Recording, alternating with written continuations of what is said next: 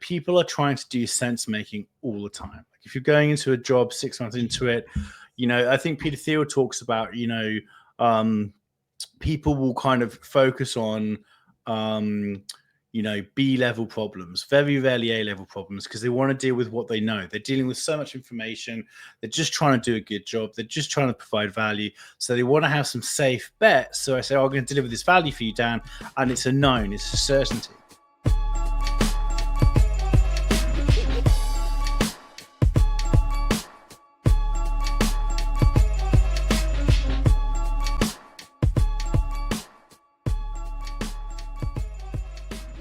Seen Cardano evolve. I've been involved in Cardano since 2017. Obviously, Dan was on the team. You've been on the IOG team. Mm-hmm. What excites you most right now? Like I see you involved a lot in DRep governance. Is that like like what's driving you right now, or what is kind of driving you to still be involved in Cardano? So I think there's a pivotal moment, and maybe was it 20? When did when smart contracts came online? And I've been serving the community because it's focused on stake pool operators. And when smart contracts came online, I was blown away by how dynamic it was. And people were suddenly saying to me, like, I'm not a stake pool operator. I'm an infrastructure person. I'm this, I'm that. And because there were all these other opportunities that had kind of been created by that functionality, right? So sometimes value is delivered, but sometimes value is enabled. And that's an example of enablement. And what it taught me was that's why I started thinking about roles, because like, oh, hang on. I'm an idiot. Like, it's not that this person's a stake pool operator, they're a stake pool operator. Like, like a little cartoon cutout paper doll. Oh, he's a stake pool operator, right? No, these are like people that wear different hats. They're doing different stuff at the same time. Sometimes they're a stake pool operator. Sometimes they're doing something else because they're basically business owners. And so the idea of like understanding that people wear multiple hats in a community or an ecosystem is incredibly important, right?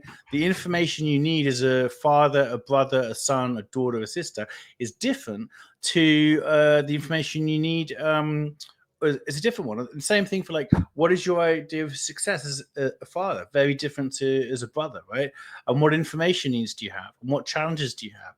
So you've got to understand that people aren't just a cutout two-dimensional process. They have agency, and they also wear multiple hats, and that's like a superpower. As soon as you understand that, you're going to be able to get ahead a little bit, right? And also be less outcome dependent, because one thing that the thing with relationships is, if you're just trying to extract value, then you're looking for a time, like a salesman, like they must buy, I must extract this value. And so you've got a very small window of time for that relationship to be productive. But if you understand that the job is, I want to build a relationship with you because I feel like you've got the eyes to see, the ears to hear, and value will emerge from it, right? But you just got to be willing to do the longer term risk. Okay, but to answer your question more importantly, so I thought about roles, and since the SPOs and smart contracts, what I'm really interested about at the minute, I was talking about sense making. So like, we're at the Cardano Foundation and IO, and I'm certainly not talking about any of those organizations. But, one thing I've noticed is, people are trying to do sense making all the time. Like if you're going into a job 6 months into it, I think Peter Thiel talks about, people will kind of focus on,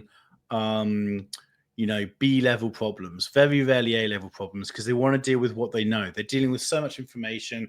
They're just trying to do a good job. They're just trying to provide value. So they want to have some safe bets. So I say, I'm going to deliver this value for you, Dan.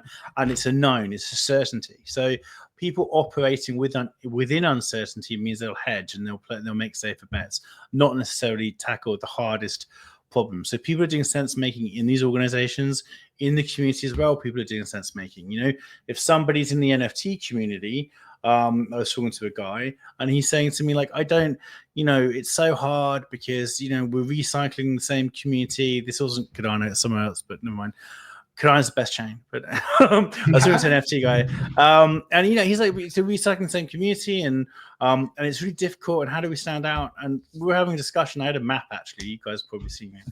I was like, show me what value you're driving for any of these other roles in the ecosystem, because as soon as you actually do start thinking about that, you'll be able to differentiate yourself really easily. You'll be like a monopoly of one, because none of these other NFT projects are doing it, right? So the point I'm making there is. People are sense making, and they tend to have a proximity bias, right? They tend to only see what's around them and hear what people like them are saying, whether it's NFTs or developers or, you know, people that are in the community managers. And it's just like the elephant and the blind men, where, you know, each person in the ecosystem's got a different part of the elephant. The tail, they think it's a snake. The ear, they think it's a palm leaf, whatever, you know. A frond. Right. And you see that on Twitter, because people follow one or two accounts that have a certain view and a certain perspective and have a limited set of sources of information, right? And other people, and I'm not making a value judgment on it, but other people will listen to some other accounts, and they're all stitched together. So with all these different points of view in the ecosystem, sense making is about how can we stitch it up so we have a view of all the points. So the thing that's really motivating me at the minute with DReps is I really think that there's an opportunity to get more governance on chain.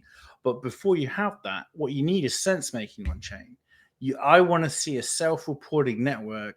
I think DReps would be a really interesting community to see whether that could work with. Now, I know not everyone's submitting rationales, and some people like, I don't want any of this requirement. So it's a challenge. But the idea is, could you have a network of people that are self-reporting on what they're seeing around them, what their information needs are, what the challenges are, what they think their success metrics look like. And if they're representing different sectors of the ecosystem, this could be really informative and really valuable, because, you know, maybe a CF or an IO can commission a state of the ecosystem report, but as soon as it's published, it's obsolete, right? So you want a self-reporting network that's refreshing every 30, 60 days. I'm thinking about, like, how could we get that on chain into the metadata? So I was working with people like Alpine Pool and Dagwell from the DRep Collective, and they've submitted a SIP. And I think it's super, super interesting if DReps are self-reporting what they're seeing and hearing in exchange for other DReps doing the same thing, because now nobody's relying on one entity to do your kind of reality forming sense making for you. Now I can say, okay, well, I would love to read your state of the ecosystem report, Brian, but I also want access to the data myself on chain so I can kind of validate or verify it. And I think all kinds of interesting things could happen from that.